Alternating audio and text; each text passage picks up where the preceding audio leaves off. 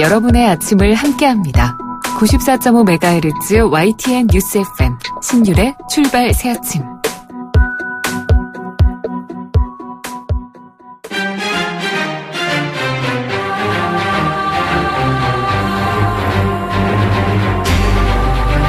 매일 아침을 뉴스로 깨웁니다. 신율의 출발 새아침. 지금 한반도의 긴장이 완화되는 건지 아니면 계속되는 건지 판단이 쉽게 서지 못한다는 의견이 많습니다. 미군 수뇌부들이 한반도로 총출동해서 이 패트리어트 미사일 기지 앞에서 기자회견을 했는데 여기에서 나온 말, 예외적으로 외교가 먼저고 군사력은 이를 뒷받침해주는 존재라는 아주 좀 완화된 발언이었습니다. 하지만 북한의 경우는 을지훈련에 대한 협박을 계속하고 있는데요. 한쪽은 완화된 자세를 보이고 있고 다른 한쪽은 협박을 계속하는 상황. 이 상황을 어떻게 해석해야 할지 모르겠습니다. 지금의 상황, 이제 어떻게 될지는 조금 있으면 알 수 있을지도 모르겠습니다. 대화는 지금 당장 힘들겠지만 북한이 최소한의 도발을 멈춘다면 한반도의 분위기는 달라질 수 있지 않겠습니까? 신율의 출발 새 아침, 오늘 순서 시작합니다.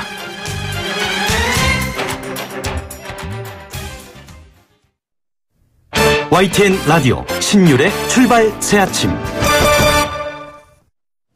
예, 지금까지 들어온 뉴스 정리해 보겠습니다. 백병규 시사평론가 스튜디오에 모셨습니다. 어서 오십시오. 안녕하십니까. 예, 제가 지금 도대체 이게 어떻게 돌아갈지 모르겠다고 오늘 오프닝 멘트를 말씀을 드렸는데, 이 미국이 중국과 러시아와 같은 해외기관 그리고 개인에 대해서 북한핵과 미사일 관련 추가 제재를 단행했던 반면에 일본에 있는 틸러슨 미 국무장관은 또 아주 이 북한의 태도에 대해서 긍정적인 평가를 내리는 발언을 했어요. 그러게요. 그래서 어제 이제 지금 바로 들어온 소식이죠. 예. 네, 그래서 이 렉스 틸러슨 미 국무장관이 어제 이제 그 아프가니스탄 새 전략 발표와 관련한 그 브리핑에 앞서서 북한에 대해서 한마디 하고 싶다. 이렇게 이제 말문을 꺼냈고요. 그러면서 북한의 자제를 인정하고 싶다. 이런 말을 했습니다. 틸러슨 장관은 유엔 안보리가 그 만장일치로 그 대북 제재안을 그 채택한 이후에 북한이 미사일 발사 등 그 도발 행위가 없다는 점에 그 주목할 가치가 있다고 본다. 그러면서 나는 이를 주목하고 인정하고 싶다. 이렇게 얘기를 했습니다. 물론 좀 더 지켜볼 필요가 있겠지만 그들이 지금까지 취한 조처는 인정하고 싶다면서 그것에 주목하는 게 중요하다. 그리고 또 이런 말도 했습니다.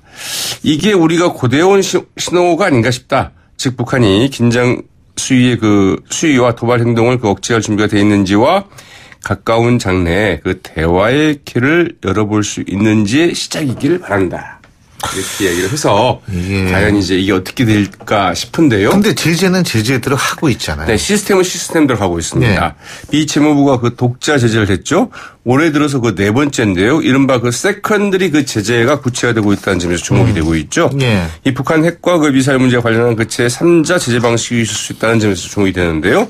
이 중국과 러시아, 싱가포르, 그 나미비아의 기관 10곳 또 그리고 중국과 러시아, 북한의 개인 6명에 대해서 그 제재안을 이제 발표를 했습니다. 예. 지난 6월 29일 이후 약 2달 만이고요. 올해에만 현재까지 기관 23곳, 개인 22명이 미국 정부의 그 독자 제재 대상으로 이제 지정이 됐는데 이번 제재 기관의 경우를 보면 민정 국제무역, 단동 리치어스 무역, 단동 지천금속, 이 진호 우국제지국, 단동 티안푸 무역 이렇게 해서 우리가 아는 회사 이름이 하나도 없습니다. 네. 그러니까 이 중국 측 기업이 5곳이나 됩니다. 그래서 여기에 대해서 여러 가지 얘기가 나올 수 있는데 이 중국 측이 지난번 제재에 대해서는 이제 별 말이 없었는데 이번에는 공식적인 반응을 보였습니다. 아하. 이 주미 중국 대사관이 이제 성명을 발표를 했는데요.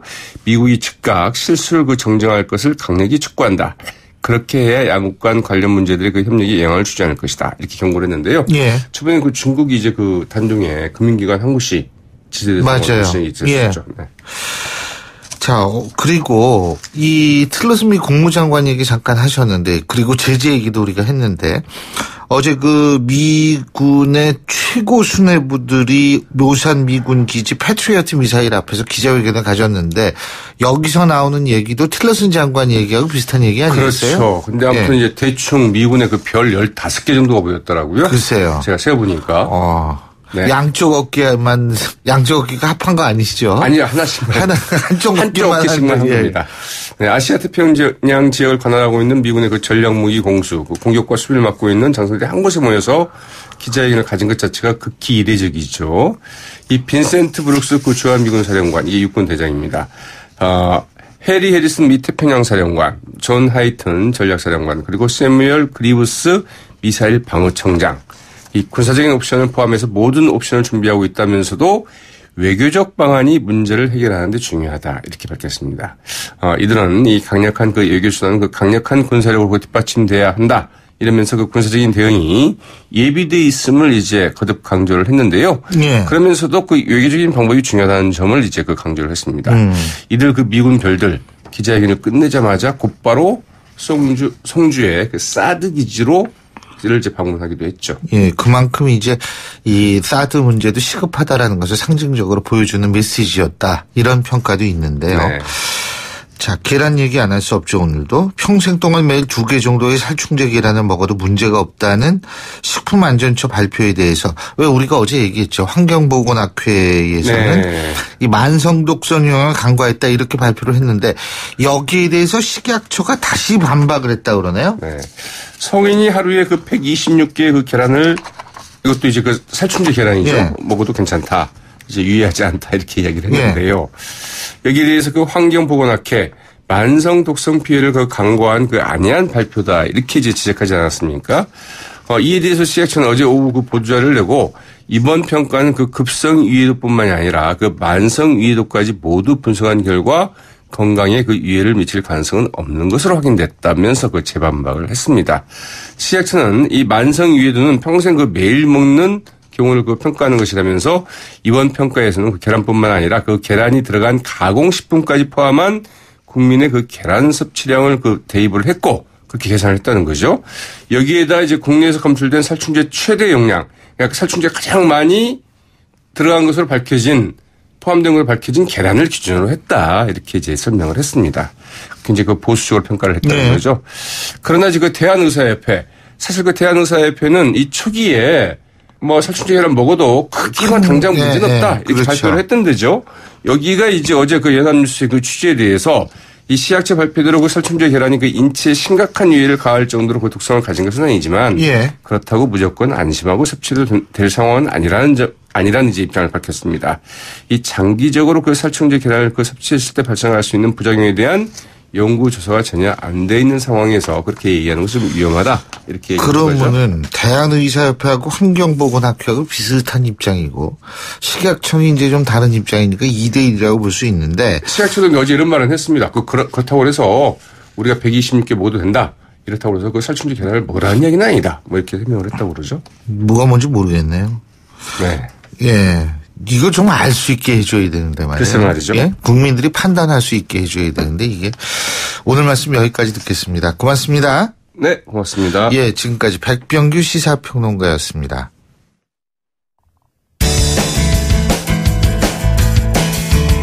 여러분은 지금 FM 94.5MHz로 방송되고 있는 신율의 출발 새 아침을 듣고 계십니다. 의견 주실 분은 짧은 문자 50원, 긴 문자 100원의 이용료가 드는 휴대전화 문자 메시지 우물정 0945번으로 의견 남기실 수 있습니다.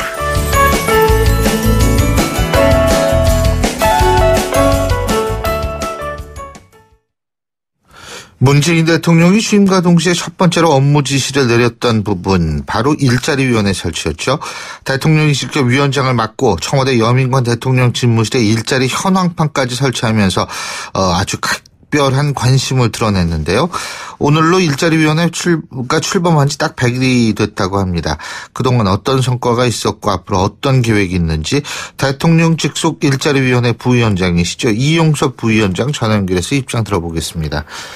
이 부위원장님 안녕하십니까? 예, 안녕하십니까. 예. 고생 많으셨죠? 예, 감사합니다.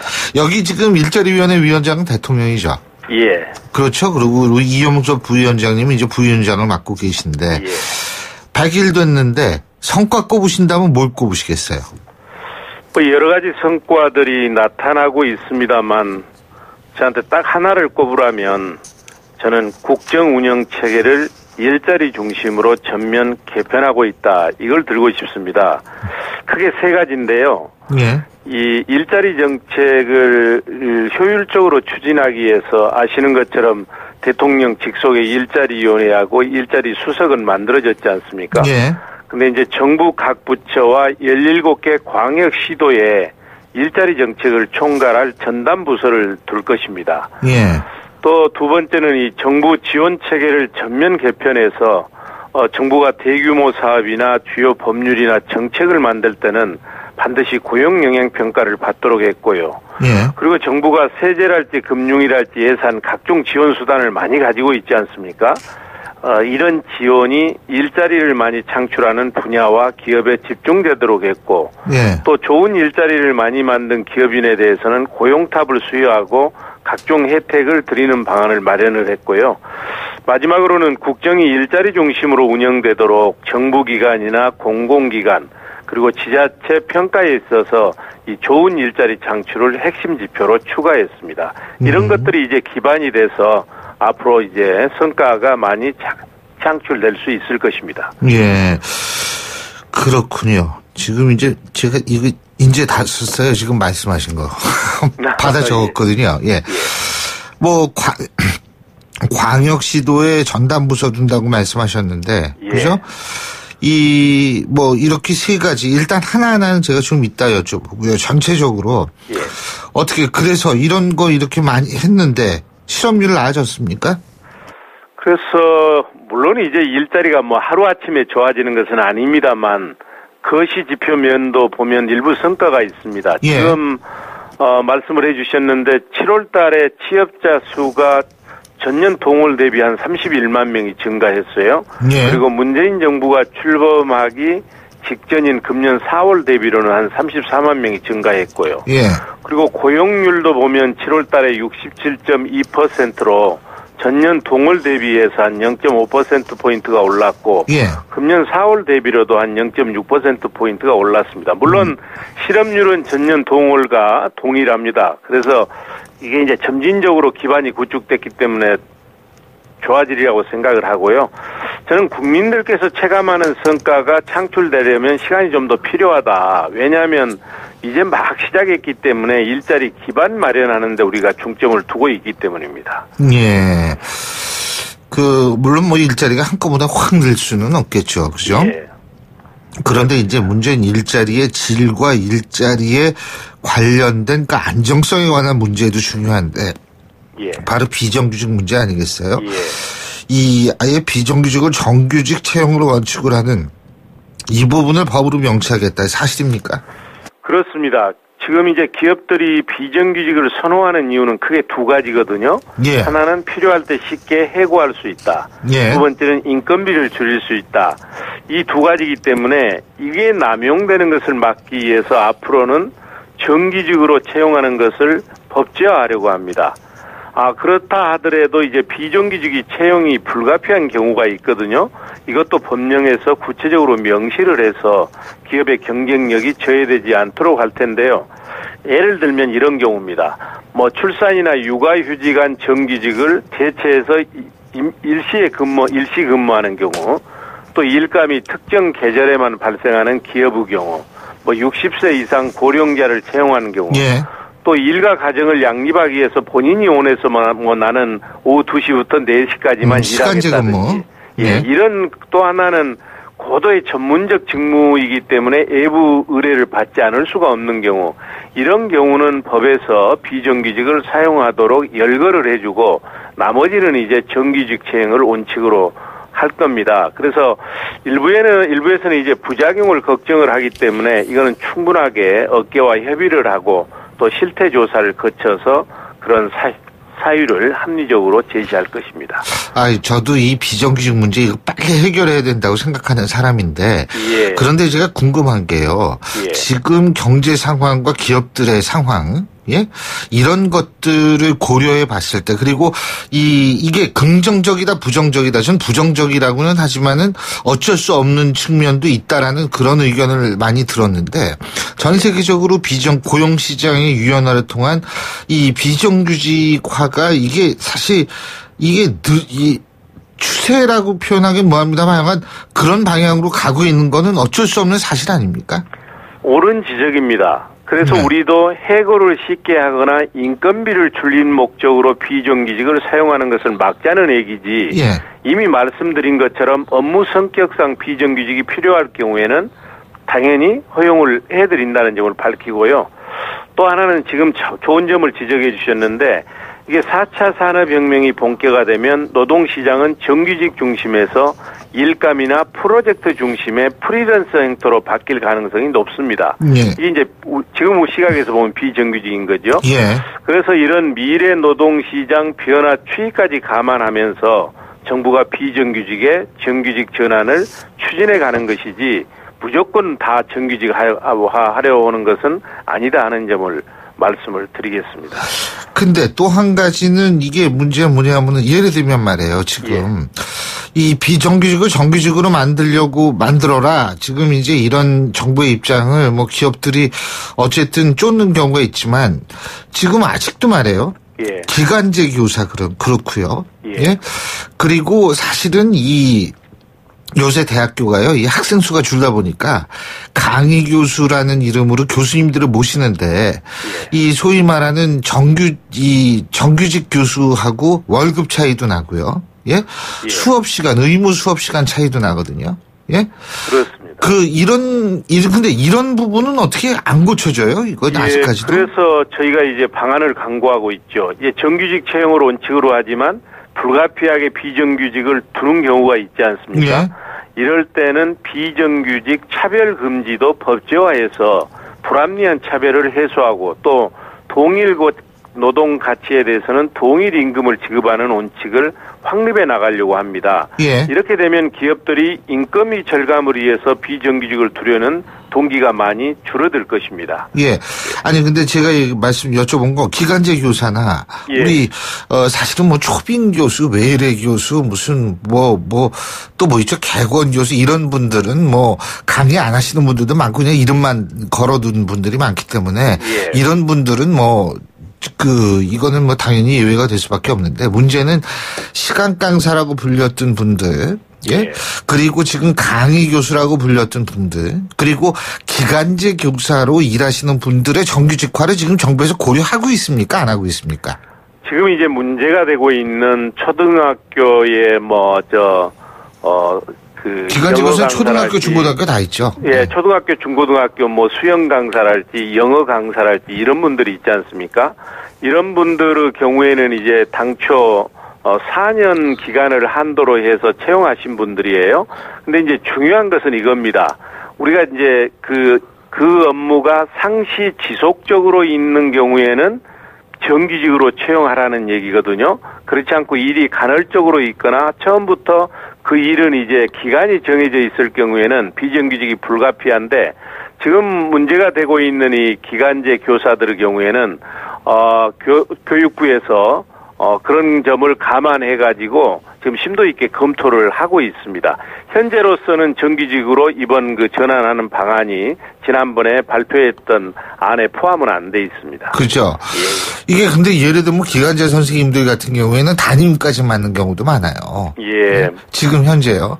그러니까 이게 아까 부위원장님께서 말씀하셨던 동일임금 독립노동은 물론이고 직업적 안정성을 찾아줘야 되는 거 아니냐라고 한쪽에서 그 얘기는 분명히 당연히 나올 수 있는 거고. 예. 하지만 이번에 이 교대 있지 않습니까? 예. 교대 사태에서 볼 수 있듯이 기간제 교사를 정규직으로 돌렸을 경우에 학생 수는 자꾸 주는데 이게 교원의 신규 임용은 또 굉장히 줄어들 수밖에 없는 이 문제는 어떻게 하실 거예요? 그래서 그런 문제를 종합적으로 감안해가지고 정부가 합리적인 방안을 내놓도록 하겠습니다. 그게 양쪽을 만족시키기가 참 어려우실 텐데. 그렇습니다. 예. 뭐, 지금 어쨌든 또 한 가지는 그 비정규직을 정규직으로 만드는 거. 우리가 지금 여태까지 그 얘기했죠. 예. 그리고 뭐, 그런 얘기 정부가 발표했죠. 중소기업 같은 경우에 3명 청년을 고용하면 1명은 정부에서 월급 준다. 맞습니까? 예, 그렇습니다. 그렇죠. 예. 뭐 이런 거 다 하려면 돈이 어디서 나요? 이제 한국 경제가 발전하기 위해서는 중소기업이나 벤처 창입이 돼야 되기 때문에 예. 이쪽에 뭐 지원의 필요성은 있는데 문제는 이제 지금 말씀하신 것처럼 재원 조달이 지속적으로 가능하겠냐 이 문제 아니겠습니까? 예. 자, 결론부터 말씀드리면 새 정부는 재정 건전성을 저해하지 않으면서 지속 가능한 재원 조달 범위 내에서 각종 일자리 지원 정책을 추진하고 있기 때문에 예. 국민들께서 너무 걱정하지 않으셔도 된다 이렇게 말씀을 드리고요.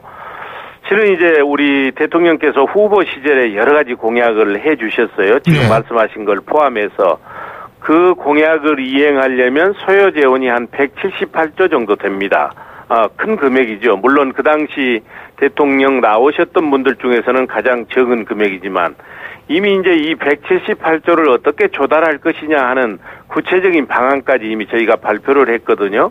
그래서 우선은 뭐 세출 측면에서 한 54%에 해당하는 95조를 이제 전략하고 감축할 것이고 나머지 46%에 해당되는 한 83조 원은 이제 세금 쪽에서 조달을 할 것입니다. 근데 저희가 이제 조세 부담률을 올리더라도 지하 경제를 양성화하고 또 비과세 감면을 줄이고 고소득자나 대기업에 대한 세부담을 적정화하면 공평성이 제고되면서 중산 서민들의 세금 부담 없이 지속 가능하게 네. 조달할 수 있다 저는 그렇게 생각을 합니다. 그러니까 그 국가 채무 구조는 뭐 불건전하게 가지 않을 것이다 이 말씀이시네요. 그죠? 그렇습니다. 예, 예. 우리나라에 있어서는 재정 건전성이 알겠습니다. 매우 중요하거든요. 예, 그래서 이것은 예. 지켜가야 합니다. 예, 잘 알겠습니다. 오늘 말씀 여기까지 듣겠습니다. 고맙습니다. 예, 고맙습니다.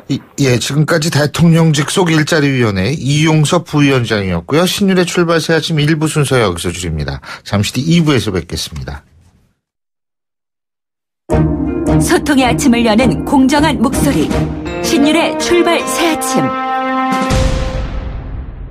신율의 출발새 아침 2부 순서 먼저 광고 듣고 오겠습니다. 예, 수요일 아침입니다. 7시 39분 57초 지나고 있는데요. 자, 지금 교통 상황 보겠습니다. 나성수 캐스터. 네, 오늘 출근길 매우 어렵습니다. 여기저기 사고 소식 계속해서 들려오는데요. 국회대로 신월 나들목 방향으로 목동교 위 1차로 화물차와 승용차 부딪히는 사고입니다. 목동교에서 경의 첫 번째 지하차도까지 꼼짝 않고 서 있고요. 반대 방향으로도 신월 나들목에서 영등포 구청까지 쭉 정체입니다. 서부간선도로 그쪽교에서 양평교, 반대 방향으로도 목동교에서 금천교까지 쭉 밀리고 있고요. 북부간선도로 구리 쪽으로 하울곡 부근 2차로에서 화물차가 빗길에 미끄러진 사고가 났습니다. 1차로만 이용이 가능합니다. 현재는 종암동부터 정체되고 있습니다. 신율의 출발 새 아침 교통정보였습니다. YTN 라디오 신율의 출발 새 아침. 국민의당 전당대회가 이제 나흘 앞으로 다가왔는데요. 이미 국민의당 당원을 대상으로 하는 온라인 투표는 진행 중이고요. 이 보도된 바에 따르면 예상보다 높은 투표를 보이고 있다고 합니다. 자, 국민의당 대표의 출사표를 던진 후보들 한 분씩 만나보고 있죠. 오늘은 국민의당 안철수 전 대표 만나보겠습니다. 안녕하십니까? 네, 안녕하십니까? 예, 저랑 인터뷰 처음 하시죠? 네. 아유, 참 여러 가지. 아유, 예. 제가 이거부터 좀 여쭤봐도 돼요? 지난 대선 치르시면서 지금 생각해 보시면 제일 안타까운 점은 어떤 점이세요? 뭐, 한 가지가 아닙니다. 여러 가지가 있었습니다. 그렇지만, 예. 정말 열망을 가지고 있는 분들 기대 담아내지 못한 것에 정말 죄송한 마음입니다. 그래요. 지금 제가 좀 아까도 말씀드렸는데 온라인 투표가 진행 중인데 생각보다 투표율 높다고 그러죠? 예? 이게 네. 그러니까 이게 사실 김영삼 전 대통령, 돌아가신 고 김영삼 전 대통령이 이런 말씀 하셨어요. 정치인은 자신의 부고 빼놓고는 자주간 언론에 이름 내는 게 좋다. 이런 얘기를 했는데, 국민의당 시끌시끌하니까 이게 막 관심이 높아진 거 아니겠습니까? 어떻게 보십니까? 예, 제가 지금 국민의당이 심장 정지한 상태여서 전기 충격 필요하다고 말씀드린 적이 있습니다. 네, 예. 그런 효과를 지금 보고 있는 것 같습니다. 어쨌든 지금 사실 근데 이 TV 토론이나 이런 데 보면은 우리 안철수 전 대표가 좀 집중 포화를 두들겨 맞잖아요. 그죠? 예. 이거는 어떻게 보세요? 왜 그렇다고 보세요? 제가 훨씬 더 많은 말씀을 드릴 기회를 가지게 돼서 저는 참 좋은 기회라고 생각합니다. 네. 그렇지 않아도 제가 여러 가지 설명드리고 싶은 부분들이 있었는데 네. 토론 기회를 통해서 그런 기회들을 많이 가지게 됐습니다. 그러시군요. 지금 현재 제가 이건 다 여쭤보는 겁니다만 안철수 전 대표께서 국민의당 당대표가 다시 됐을 때 가장 큰 당에 대한 예를 들면 정치계에 대한 혹은 유권자들에 대한 장점은 뭐가 있다고 보십니까? 예, 저는 우선 정말 혁신을 통해서 지지율을 올리고 그리고 또 전국에 걸쳐서 많은 인재 영입할 수 있습니다. 그리고 또 무엇보다도 저는 3년 전에 공동대표로서 이 지방선거 지휘에서 승리로 이끈 경험이 있습니다. 네. 제가 그때 해보고 알았습니다. 당대표로서 제가 모든 선거를 지휘해봤습니다만 지방선거가 가장 난이도가 높습니다. 예. 그래서 초보 운전보다는 한번 경험했고 또 예전에 성공했던 경험을 바탕으로 다시 더 좋은 성적을 낼 수 있는 후보가 적합하다고 생각합니다. 지금 지방선거 말씀하셨는데요. 서울시장 선거 요구가 있으면 나가겠다 이런 보도 많잖아요. 그죠? 저는 원론 말씀드렸습니다. 예. 우선 제가 대표가 되면 이제 당이 선거를 치를 수 있는 진용을 갖춘 다음에 그 다음에 그 시점에서 제가 당을 위해서 할 수 있는 어떤 일이라도 하겠다 그런 뜻으로 말씀드렸습니다. 근데 이제 반대편에서 공격할 때는 서울시장 나가는 사람이 왜 당대표 나오느냐 이런 얘기를 하거든요 지금. 제가 그 이야기를 꺼낸 게 아닙니다. 질문이 와서 제가 예. 답한 겁니다. 그러니까 원론적인 얘기를 했다. 예. 실제로 내가 나가겠다 이 얘기는 아니다 이렇게 이해해도 되겠습니까? 제 각오를 말씀드린 겁니다. 이번에 그런 제가 각오를 나온 얘기한 거다. 정말 당과 운명을 함께하겠다. 아하. 제 모든 것을 다 던지겠다고 말씀드렸고 예. 각오의 연장선상입니다. 일종의 비유일 수도 있다 이렇게 이해할 수도 있겠네요. 그죠? 아닌가요? 비유는 아닙니다. 제 각오를 말씀드린 겁니다. 네. 자, 근데 지금 인재 영입 아까 말씀하셨는데요. 영입할 인재들이 많다고 보십니까? 네, 많습니다. 이렇게 다녀보면 이름이 비록 덜 알려져 있지만 현장 밀착형 인재분들이 정말로 많습니다. 좋은 인재들.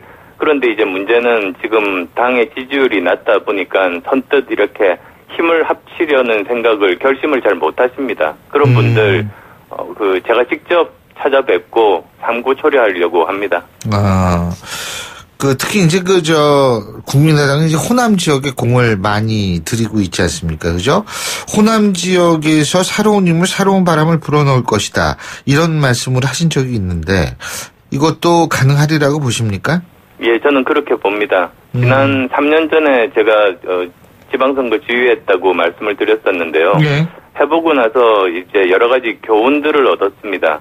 우선 특히 이런 지방선거 관련해서는 공천 규칙을 미리 확정해서 이야기를 해놓아야 예측 가능합니다. 다들 거기에 따라서 준비할 수가 있는 겁니다. 그리고 그때 어느 정도 신구의 조화를 잘 만들 수 있는지에 대한 규칙도 함께하면 그러면 거기에 따라서 많은 분들이 준비를 하실 수 있을 겁니다. 예. 근데 안철수 후보께서 앞으로 한두 달 내에 지지율 오르지 않으면 지방선거 해보나 마나 할 것이다. 이런 말씀 하신 적이 있는 모양이라고요. 근데 예. 이게 지금 지지율 어느 정도 끌어올릴 수 있을 거라고 보십니까? 과거 30%? 저의 목표는 내년 지방선거 때, 최소한 지난 3년, 지난번 총선 때 네. 16.74% 지지율보다도 더 높은 지지율을 얻는 것이 목표입니다. 예. 그 지방선거, 한 가지만 더 여쭤본다면, 예를 들면, 경기도지사라든지 지자체장들, 이런 그 광역단체장들이라든지, 이런 분들도 새로 영입한 인재들을, 메꿀 생각이세요? 새롭게, 영입할 인재라고 말씀하셨습니다만, 예. 완전 신인은 이번 지방선거에서 당선되기가 굉장히 힘듭니다. 왜요? 제가 여러 가지 선거 치러보면서 이제 저도 알았던 것이, 예. 총선은 정치 신인이 기대에 의해서 당선될 수 있지만 지방선거는 그렇지가 않습니다. 이미 그 지역에서 이름이 알려지고 신뢰받는 사람만이 당선될 수 있는 선거입니다. 따라서 꼭 정치를 한 경험이 꼭 필수적인 것은 아니지만 어느 정도 알려지고 신뢰받을 수 있는 사람만 당선될 수 있으니까 그분들을 대상으로 열심히 영입 작업들을 하려고 합니다. 예, 그러면은 국민의당 내에서 이렇게 고르실 수도 있겠네요. 그것도 가능하고 또 이번 기회가 선거를 치르면서 당은 외연이 확대되고 더 발전하는 좋은 계기로 삼을 수 있습니다. 알겠습니다. 저기요. 그리고 왜 결선 투표 하잖아요, 이번에. 예. 그죠? 이 결선 투표가 사실 안철수 전 대표께서 입장에서 보실 때는 이게 불리하다 이런 분석들이 많았거든요. 그죠? 유불리 예? 따지지 않고 예. 했습니다. 근데 글쎄 받아들이신 것 같더라고요. 그렇게. 근데 결선 투표까지 갈 거라고 보십니까, 지금? 저는 1차에서 이제 지지를 받기를 희망하고 있습니다. 예, 1차에서 당원분들께서 예. 이제 당의 주인인 당원분들께서 판단해 주실 겁니다. 지금 안철수 전 대표께서 가장 좀 신경 쓰이는 후보가 누구세요? 사실 두 분 후보, 정 후보, 천 후보 두 분 다 아주 오랜 경험이 있으신 분입니다. 그리고 또 이현주 후보도 신진으로서 반짝반짝하는 그런 아이디어 가능성들이 많아서 저도 방심하지 않고 있습니다. 예. 하지만은 1차에서 이제 일을 다 끝내고 싶다 이 말씀이신데요. 그죠? 예. 그런데 일각에서 또 이런 얘기 많이 나옵니다. 누가 당대표가 되느냐에 따라서, 예? 민주당, 바른정당과의 관계 설정이 달라질 것이다 이런 얘기가 나오거든요. 예? 근데 예를 들면은 안철수 전 대표께서 당대표를 하게 되면 바른정당과 조금 더 가까워질 수 있고 연대 같은 거, 정책연대 같은 걸 할 수가 있을 것이고 천정배 정동영 후보 같은 분들이 이제 이 당대표가 됐을 경우에는 더불어민주당과 좀 더 가까운 스탠스를 취할 것이다. 이런 분석이 나오는데 동의하십니까? 글쎄요. 우선은 제가 두 가지 말씀드리겠습니다. 네. 우선은 첫 번째로는 지금 상황에서는 그건 좀 한가한 얘기 아닌가 싶습니다. 아하. 정당 지지율 꼴찌인 정당에 누가 눈을 돌리겠습니까? 우선 우리가 아까 표현대로 너무 자학하지 마세요. 심장이 뛰어야 이제 뭔가 움직일 수 있는 여지가 있을 거 아니겠습니까? 예. 그다음 또 이제 두 번째로는 노선에 대한 부분은 저는 이번 전당대회 때 분명하게 선택이 되어야 된다고 생각합니다. 우리가 과연 민주당과 같은 노선을 갈 것인가 아니면 제가 이야기하는 중도개혁 노선으로 갈 것인가 이제 그것을 당원들께서 판단해 주시면 이제 이번 전당대회를 통해서 방향이 잡힐 겁니다. 네. 어쨌든 지금 이 정부 여당과의 협조가 가능한 부분도 있다고 보시죠? 네, 그렇습니다. 어떤 부분이라고 보세요? 그런데 예. 일단은 우리가 중심을 잡아야 됩니다. 즉 우리는 항상 국익과 민생을 최우선 가치로 두고 우리가 이 문제를 풀 때 해법을 스스로 가지고 있어야 됩니다. 그리고 그걸 기준으로 해서 만약에 정부 여당이 같은 정책을 펼친다면 전적으로 지원해주고 그렇지만 생각이 다르다면 강하게 반대하고 대신에 저희들 대안을 정부 안으로 받아라고 이제 밀어붙일 생각입니다. 예. 지금 당이 위기에서 나오셨다고 말씀하셨고, 그러니까 어쨌든 국민의당 같은 경우에는 앞으로 계속 당연히 이제 어떤 경우에서도 이 존재감을 유지할 것이다. 이렇게 생각하실 텐데, 근데 이제 문제는 뭐냐면 지금 대한민국 정당판에 있어서 정치판에 있어서 지역 기반이 취약한 정당은 오래 못 견딘다라는 얘기가 있거든요. 그런 의미에서 호남 굉장히 중요할 것 같은데 이 호남에서의 예를 들면 지지율 회복, 특히 이현주 의원은 어제 저희가 인터뷰를 했는데 그런 부분 걱정하던데 가능할 거라고 보십니까? 예, 저는 가능할 거라고 봅니다. 지난 대선 때 정권 교체의 열망이 굉장히 컸고 거기에 따라서 많은 고민을 거쳐서 판단을 하셨던 걸로 알고 있습니다. 따라서 이제 지방선거는 또 다릅니다. 지방선거 때도 만약에 한 당이 일당 독점 체제가 되면 지방 자치는 소멸될 위기에 처한 것을 호남에서 누구보다도 잘 알고 계십니다. 경쟁 체제가 지방자치를 건강하게 한다고 많은 분들이 알고 계시기 때문에 저희들이 기대에 합당한 실력들을 보여드리면 저희들은 좋은 성적 거두리라고 기대합니다. 그렇군요. 근데 안철수 전 대표께서는 여태 언론 노출이 그렇게 빈도수가 많은 정치인이라고 보기 힘들거든요. 사실. 그죠? 저 나름대로 열심히 했습니다만, 요청에 비해서는 제가 미치지 못했던 것 같습니다. 예. 아니, 근데 언론을 적극적으로 좀 활용해야 되는 건 아니냐. 우리 안철수 전 대표를 안타깝게 생각하는 분들은 그런 얘기도 많이 하더라고요. 앞으로 어떻게 하실 생각이세요? 앞으로 저희들, 취약한 부분이, 저뿐만 아니라 국민의당이 사실은 취약한 부분이 저희들이 했던 일들도 제대로 잘 알리지를 못했습니다. 그래서 이런 부분들 제대로 강화해서 지금 현재 국회 구조를 보시면 국민의당이 찬성하면 통과되고 반대하면 통과되지 않습니다. 지난 100일간이 사실 그랬습니다. 그런데 그런 것에 대한 인정은 지금 받고 있지를 못한데 그런 부분들 개선해서 저희들이 잘한 부분들 적극적으로 알리겠습니다. 예, 그래서 제가 말씀드리는 건데 당선이 되시면 반드시 좀 인터뷰 해주셔야 돼요. 네, 당선되면 인터뷰하는 건 당연하지 않겠습니까? 오늘 만남이 마지막 만남이라면 안 된다 이 말씀입니다. 예. 오늘 말씀 잘 들었습니다. 고맙습니다. 네, 감사합니다. 예, 지금까지 국민의당 안철수 전 대표였습니다. 신율의 출발새 아침 2부 순서 여기서 줄이겠습니다. 전 8시 10분 3부에서 뵙겠습니다.